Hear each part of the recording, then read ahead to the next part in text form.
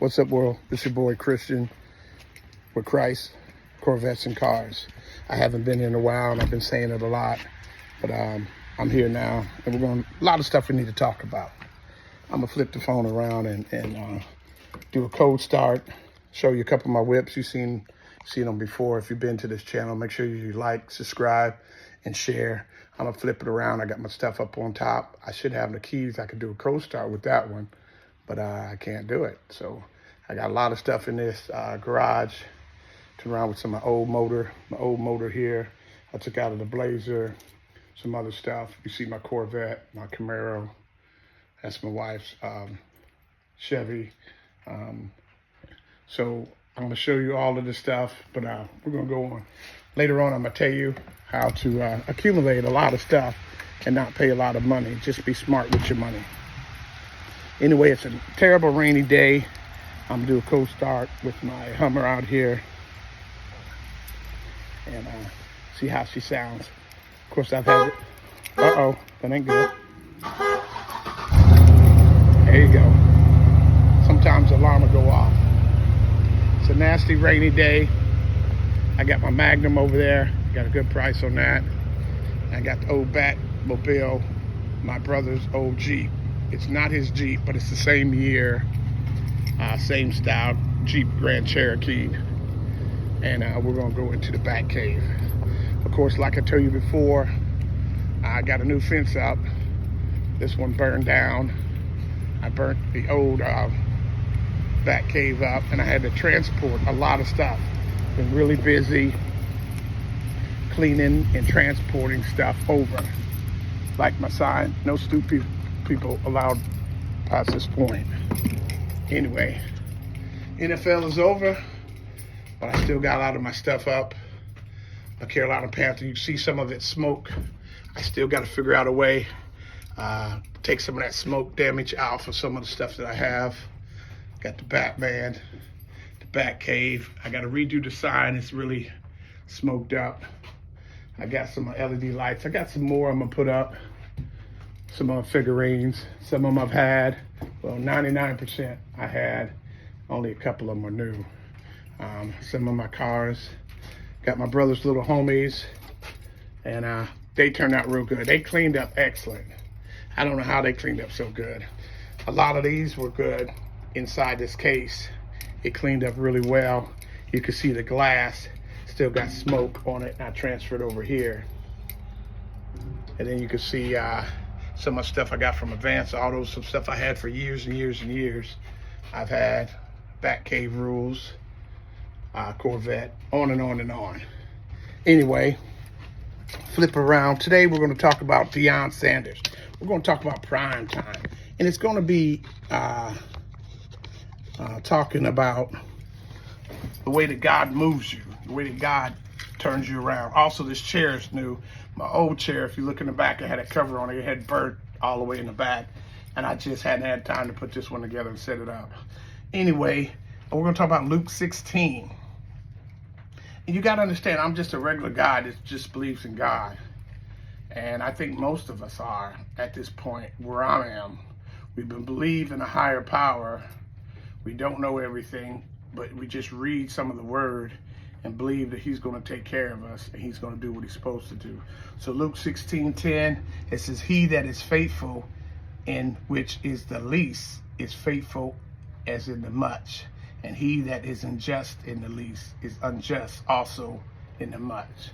And you know, you can bring that all the way back through your life or other people's life, especially I'm going to do my life. The little stuff I did that I didn't do it right. Just little stuff. I didn't do it right when it was time to do it right. You know, like I remember even in Amway, just little stuff. When you were in charge of your people, you got a certain amount of money. And the money came to you and you're supposed to disseminate the checks on down. And it was maybe 25 cents here or 50 cents here difference or whatever. And you're like, that ain't nothing. But even the little stuff make a difference. I should have disseminated everything. And then God could trust me with much more. And he has over the years. I've done some good things and he's truly blessed me. So, but you learn from your mistakes And as you go through your life, you look at your parents, you try to emulate them on all the good stuff that you know, and then you try to, any bad stuff that you think that they did, you try to take it away to make your life better for you and your kids. So that's what I'm going to talk about. I'm going to talk about prime time. Prime time. And a lot of people are disappointed in Deion Sanders' prime time. But I was at first, but you got to look at it from a biblical standpoint. God calls us to do a lot of things that we do. And everything that we've done in our life, and I tell my son all the time, everything that you've done in your life and where you're at now, it prepares you for the next level where you're at.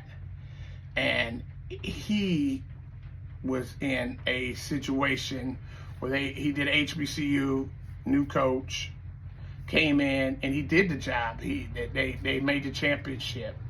They said, well, why'd you quit now? You said you were going to stay. Well, he left, went to Colorado, which is a predominantly white college, and took a bunch of his guys, which his own son and then some other people, because he promised those parents that he was going to make sure they become men. And that's the main thing that we do as young adults. Make sure your kids are prepared to be a man or a woman. Once you step outside this world, most of the time, most people don't care for you, except for the people in this family. I try to tell people all the time. So what you got to do when God calls you to go somewhere or to open this door, to reach this avenue, God's told us to go into this job. Most people now are not in the same job that they were 10 years ago, 15 years ago, 20 years ago. My dad retired from General Motors at 27 and a half years. My mom retired from Sprint. I think she did like 20 years or 21 years or something like that. Most of the jobs are not like that now.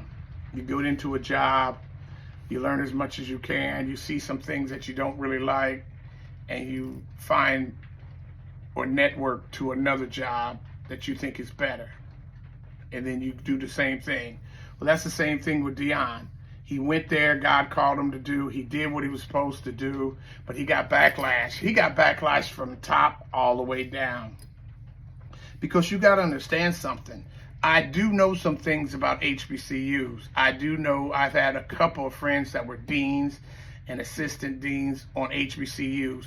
A lot of times with money, and that's why I mentioned it from the beginning, especially with this Luke 16:10, that being faithful with the least of things. And with HBCUs, some of the HBCUs do not disseminate the money like they're supposed to. Deion was bringing in millions of dollars into that school, and his school was getting crumbs. He put $300,000 of his own money up to help for stuff like heat, electricity, remodel stuff, remodel this in the football program, which he shouldn't have had to do. And at the time, he was only making like 60-something thousand a year.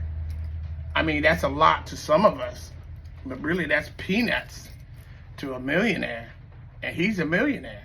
And he took it not for the money, but in light that things will get better as the program got better. Well, the program got better, but his position didn't get any better. So the same thing I ride on, okay, I'm here, I'm doing my thing, and I get upset. You got to look at the big picture. God don't like ugly. You can't handle a whole lot of stress going in. A lot of HBCU and a lot of colleges, period. But some of the other colleges making so much money, even the mismanagement of money, it doesn't affect the programs that the other programs are in. The football, the basketball team programs are solid because so much money is coming in. Well, you got a lot of HBCUs that are barely making it. And so when they do get a lot of money, and say it's $1 million in from donations from Walmart or whatever these corporations are, well, they take 80% or 90% from the top, and then by the time he get it, he might get $100,000. How are you going to bring in $1 million in your school, and you only get $100,000? See what I mean? At least they should have said, listen, we need this money. I'm going to come to you because you made this happen.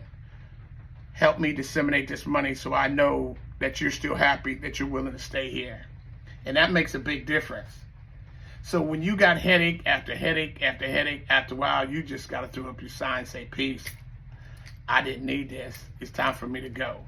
I also was listening to a podcast that other people, of course, were trying to recruit him. He was like, nah. But then he listened like to a guy, and I can't remember his name, and he was like, wow, really? So he went to visit, and he was like, wow, okay, I can ride this out. I can make this what I need to do. This is all I can do here, because everything I'm giving you, you're not giving it back to me. You're showing me love, but the money's not coming into at least our program. It doesn't have to come to him personally. The money should go into the program so he can go out and do better recruiting, have better equipment, so on and so forth. And at least pay his people close to what they should be making. So Luke 16:10, you got to believe in God's word, because I'm watching all the crazy stuff that's happening in this world. God's going to let you do a bunch of foolery. He's going to let you do it. And then he's going to open up your eyes. You're like, damn, what did I do? And some people won't even do that. They won't even say, what did I do? They just keep on with the foolery until the time is up and they know they did wrong. You know, when they was telling, Jesus told Paul, you're going to deceive me 3 times. And then on the third time, a crow will crow, and then you'll know. And that's exactly what happened. He'll hear the crow, and then they're like, oh, shoot, I messed up, because it's a whole lot of foolery. It doesn't make any sense. Because when you truly love people, when you're trying to do God's will, it's all people, and they're all made from one accord. If God is my true believer, and you believe the Bible, which he said he got man and woman and put them together and then made the rest of us, and then he told everybody be fruitful and multiply. It doesn't matter what Cain and Abel had done. A lot of people have done bad things in life. So we forgive. God forgives our sins. You can forgive other people's sins. You can't say, since you're from this group, you're not worthy. You from this group, it's okay. But God's going to reveal everything in time. But I'm telling you, Prime Time is doing his thing. He don't have to do nothing. He can sit home and have fun. He's had Super Bowls. He's had championships. He's had reality shows. He's made plenty of money. He just wants to enjoy life right now. And there's no enjoyment when you're getting picked apart. There's no enjoyment when things ain't going like it should be going. When the money's coming in and it ain't disseminating to your program.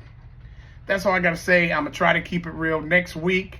I've got things, but like I said, if you do some smart things through your life, or smarter things, that you can have a lot more than it looks, you know.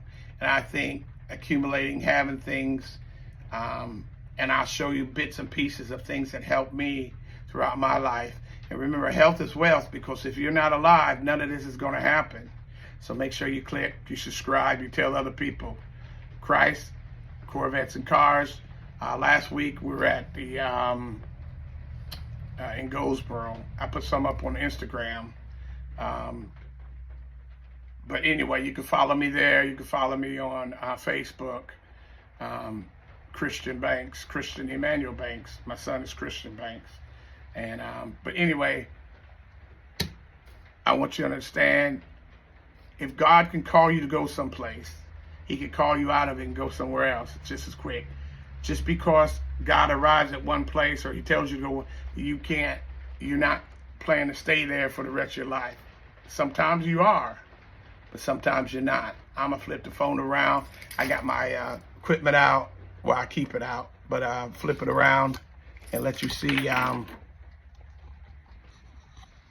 some of the equipment. It ain't turning. I don't know what's up with that. I must have did something. I guess I just have to flip it around. Got my equipment. I got to hit it tonight. I did a little bit yesterday. Just flip it around. I got my headpiece on because it's the microphone. The microphone in my Bluetooth here, it picks up way better than the camera phone, because when I extend it out, you won't hear me. But with my Bluetooth on, you can still hear it. Anyway, until next week, take care of yourself. Deuces. I'm out. Peace.